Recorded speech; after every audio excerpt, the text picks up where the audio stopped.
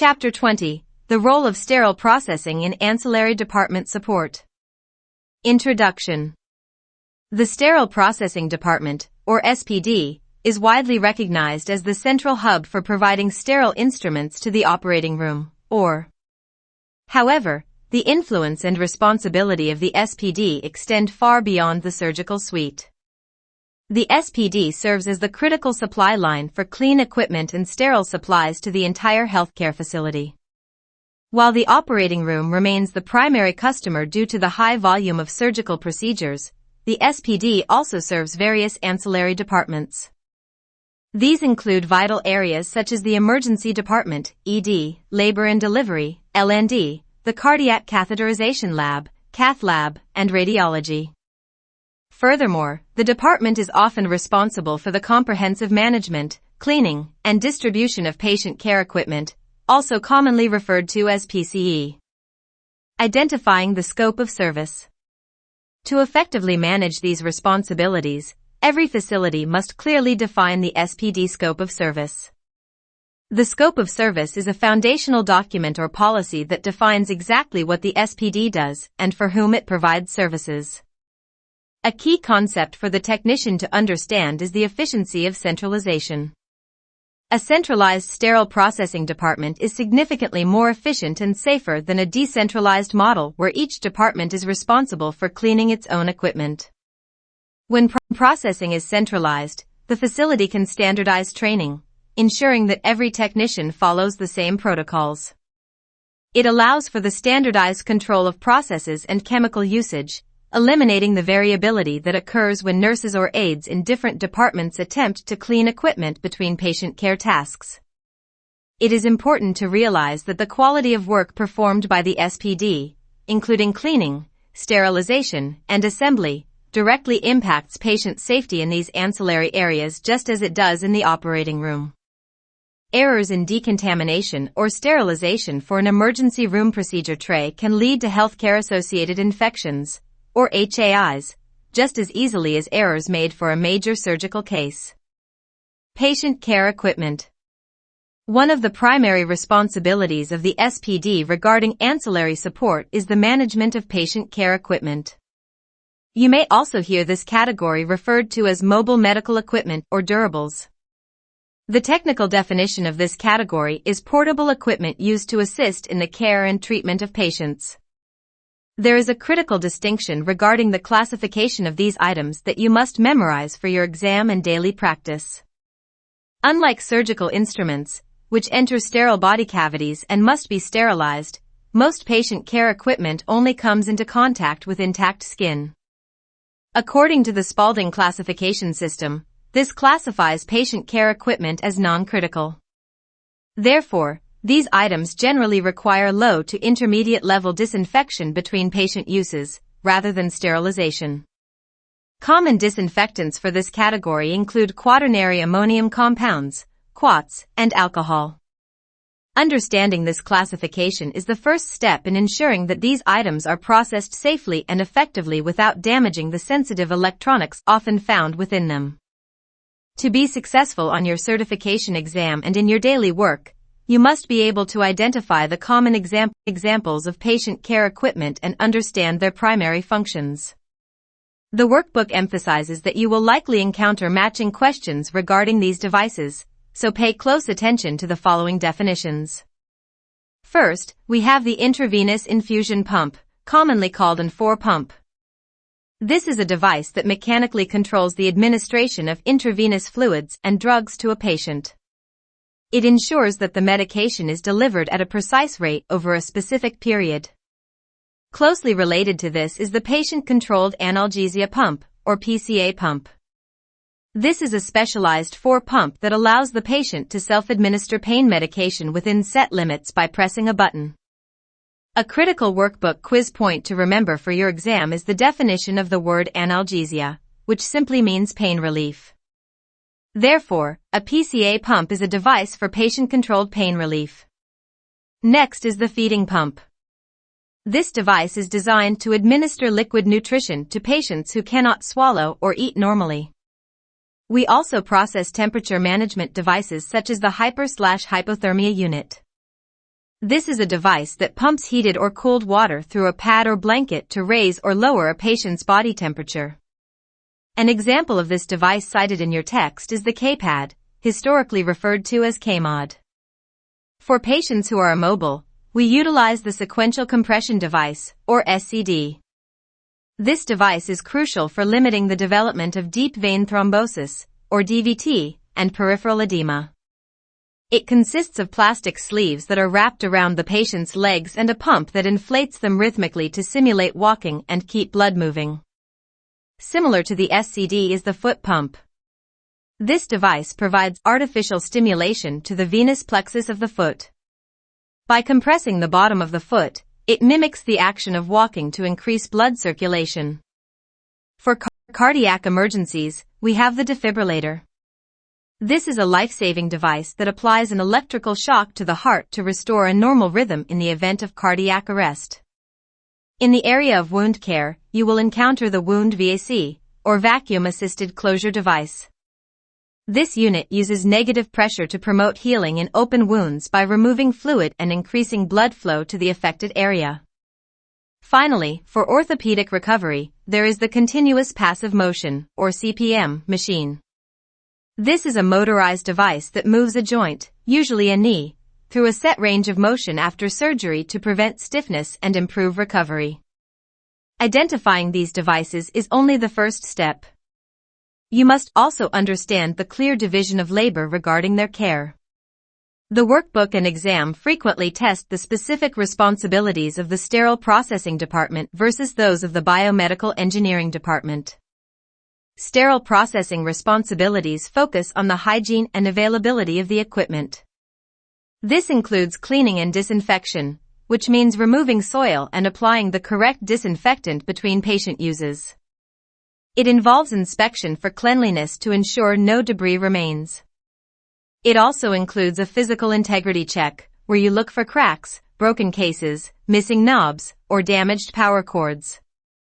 Finally, SPD is responsible for distribution, which involves storing the items and dispensing them to patient care units. In contrast, biomedical engineering, also known as clinical engineering, handles the internal and technical aspects. Their responsibilities include safety inspections, such as electrical safety checks. They perform functional testing to verify the device works as intended, for example, checking that N4 pump's flow rate is accurate. They are responsible for preventive maintenance, or PM. This is service provided to equipment to maintain its proper operating condition by providing planned inspection, and detection and correction of incipient failures. Lastly, they perform repairs, which involves fixing internal mechanical or electrical failures. Now that we have identified the equipment and the division of labor, we must master the specific workflow for handling these items. Handling patient care equipment involves a specific, continuous cycle that you must memorize for the exam. The cycle consists of 6 steps: distribution, usage, collection, cleaning and disinfection, storage, and finally, distribution again. We begin the practical application of this cycle with soiled receiving and transport. Regarding safety, we strictly adhere to standard precautions, formerly universal precautions. This means that all equipment returned to the Sterile Processing Department is considered contaminated, regardless of its physical appearance. Even though a soiled 4 pump is not dripping wet with blood like a surgical instrument might be, it still carries dangerous microorganisms from the patient room. Therefore, staff must wear appropriate personal protective equipment, or PPE. Specifically, you must wear gloves and a gown when handling any soiled patient care equipment to protect your skin and clothing from cross-contamination. Transporting these items back to the decontamination area requires strict adherence to safety protocols. Equipment must be transported in a covered cart or a closed container. This is mandatory to prevent cross-contamination during transit through the hospital hallways. If a piece of equipment is visibly soiled with blood or body fluids, it must be contained or bagged immediately before transport to avoid contaminating the hospital corridors or elevators. Furthermore, there is a specific rule regarding disposable components.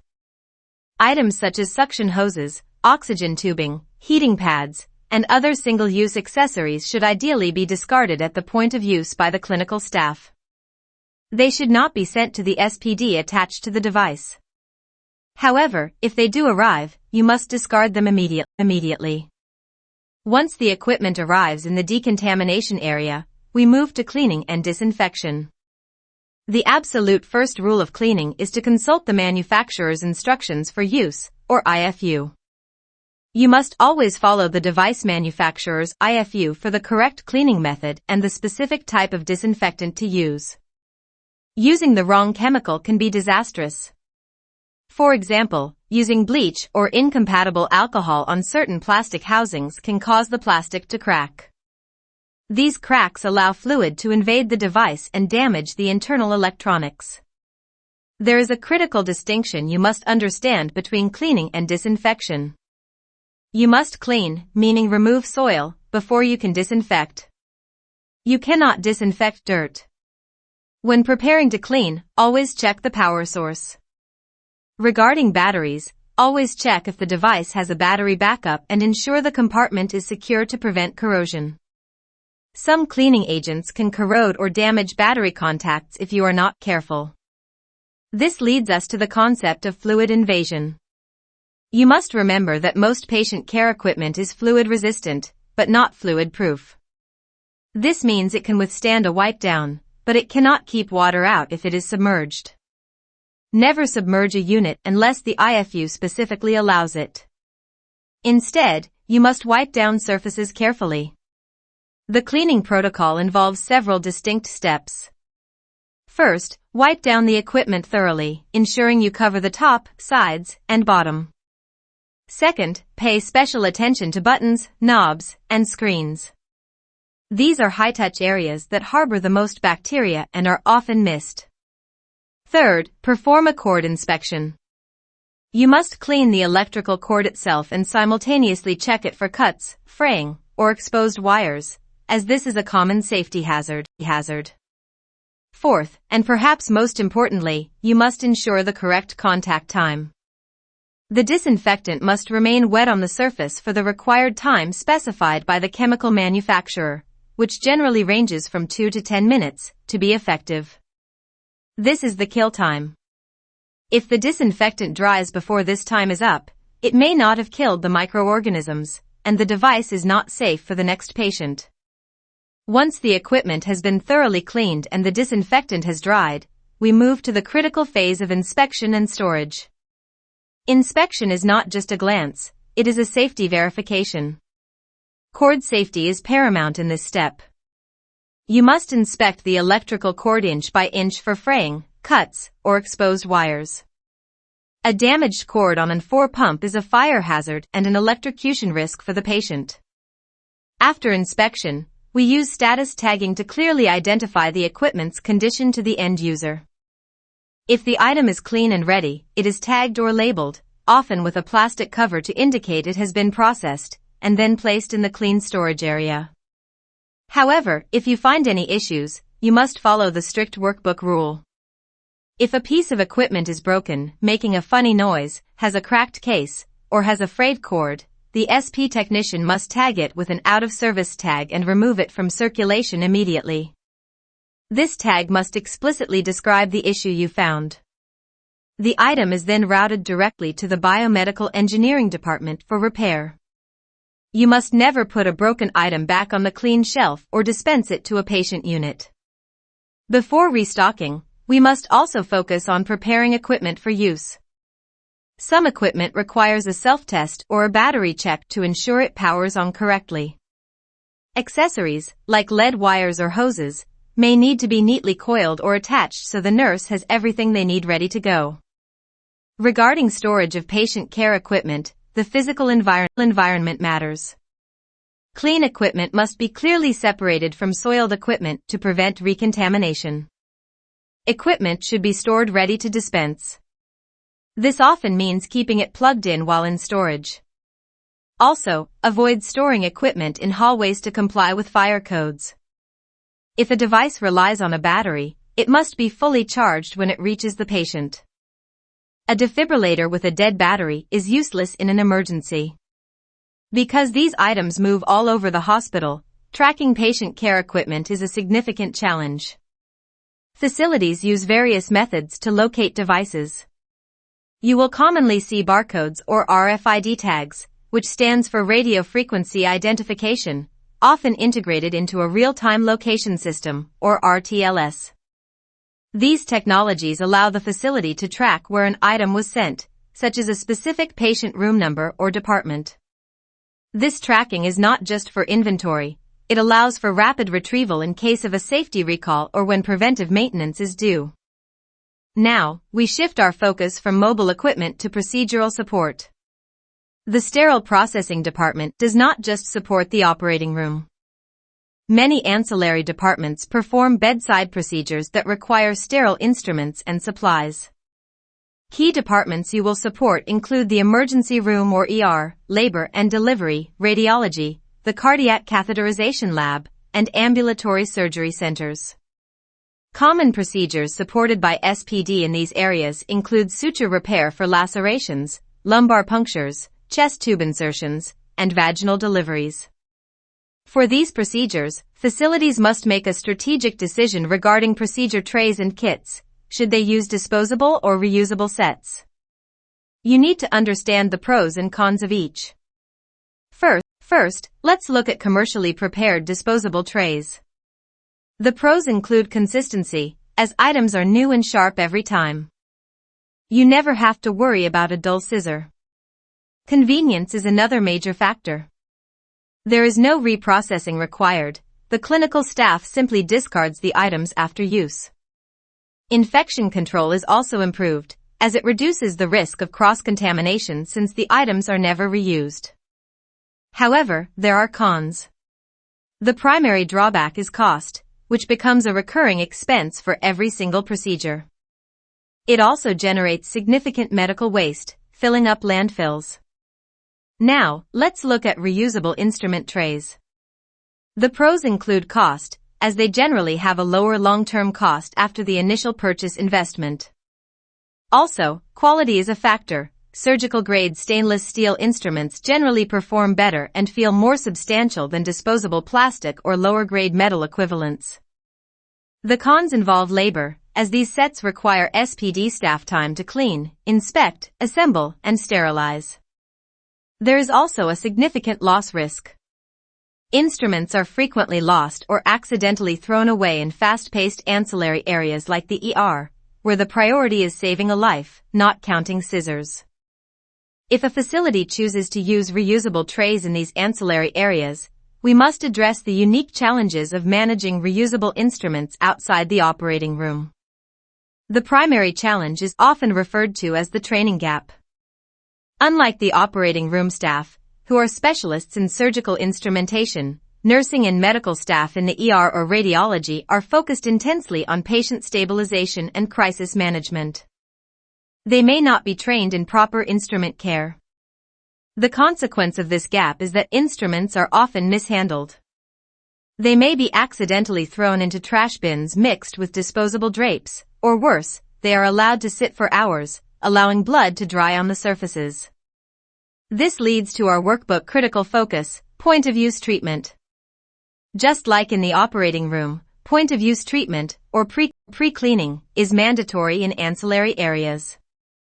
The procedure requires that clinical staff remove gross soil, such as blood, bone, or tissue, immediately after the procedure is finished. Once the visible soil is removed, they must apply an enzymatic foam or gel. This product is designed to break down proteins and keep the instruments moist until they can be transported to the decontamination area. Here is a critical exam warning that you must never forget. Saline should never be used for soaking instruments. While saline is safe for the patient, it is deadly to your instruments. Saline contains chloride ions.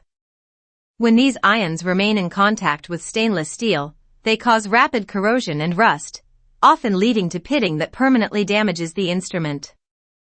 Always use sterile water or a specific enzymatic spray, never saline.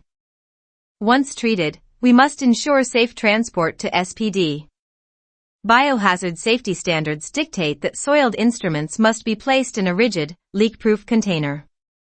This container must be clearly marked with a biohazard symbol to alert anyone handling it to the potential danger. These containers must be returned to the SPD decontamination area regularly and should not be left sitting in patient rooms or utility rooms for extended periods, as this encourages bacterial growth and biofilm formation. In addition to instruments, the SPD often manages patient care utensils and other medical equipment. This category includes items such as emesis basins, also known as vomit bowls, bedpans, and urinals. Regarding the processing of these items, there are two common paths. The first path is ward processing. Some nursing units are equipped with sanitizers or bedpan washers located directly on the floor in a soiled utility room. These machines rinse and disinfect the items so they can be reused for the same patient or safely discarded. The second path is SPD processing.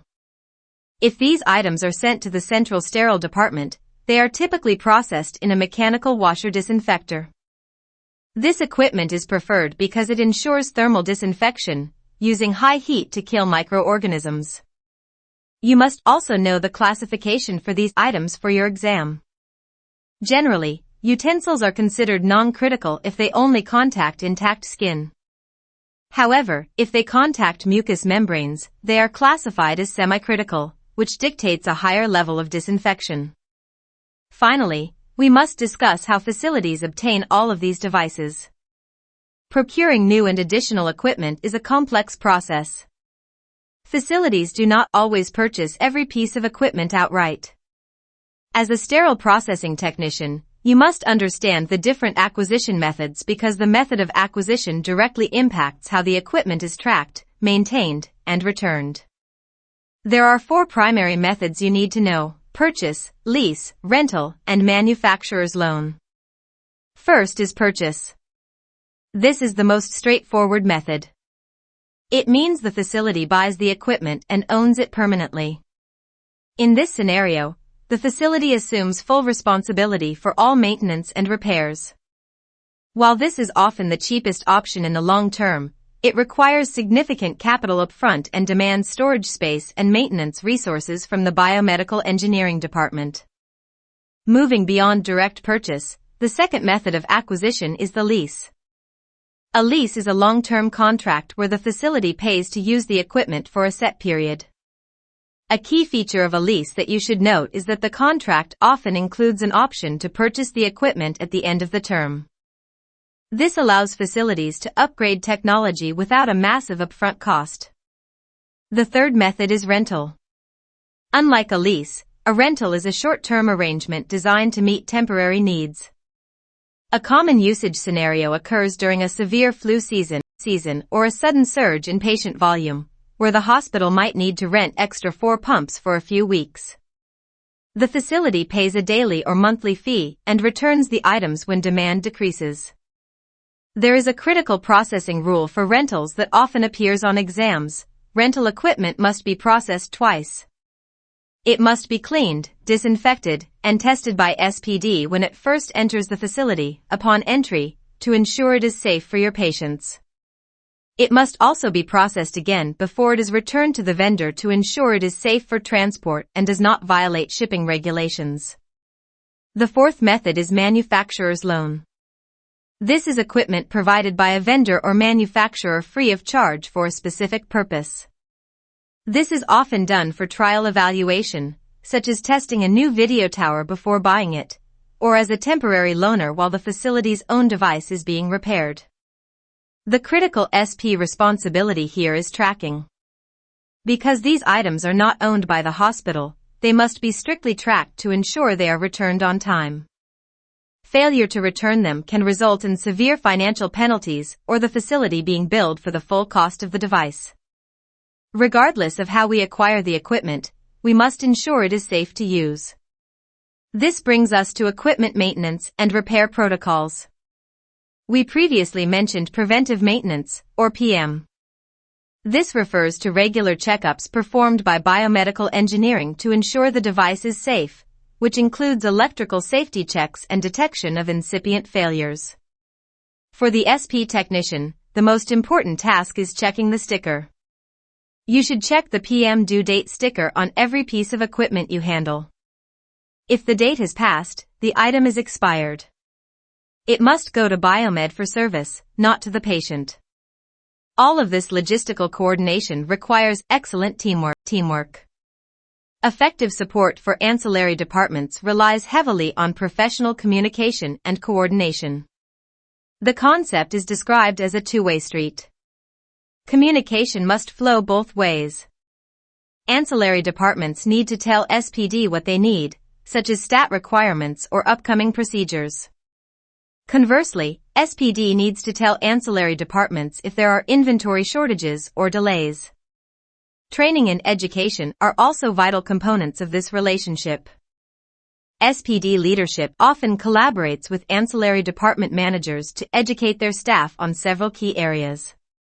First is segregation, teaching clinical staff how to distinguish between single-use items, which go in the trash, and reusable items, which go in the biohazard bin.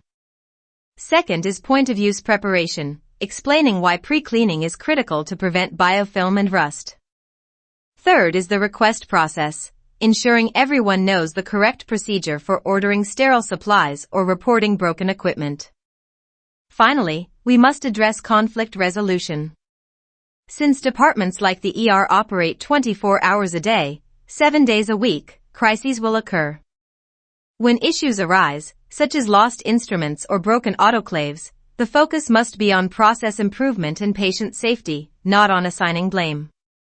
SP technicians should view ancillary staff as customers and treat their requests with the same urgency and respect as they do for the operating room. To ensure you are fully prepared for the exam, let's review a few final definitions found in the workbook resources.